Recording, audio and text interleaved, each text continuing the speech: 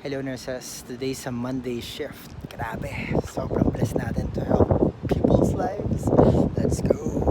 Hindi ko na alam kung pangilang araw to, pero na-assign ako sa parang long term and skilled siya.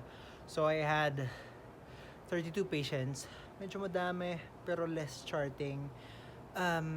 Natagalan din talaga ako kasi nag-start ako ng last kong med pass ng 4, tapos ako 6:30.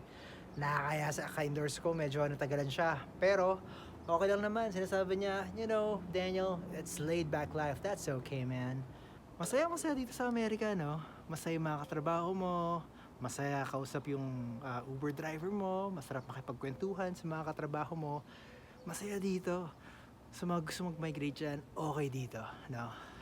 Good luck sa mga mag-exam dyan, and I believe you will pass it. Good luck!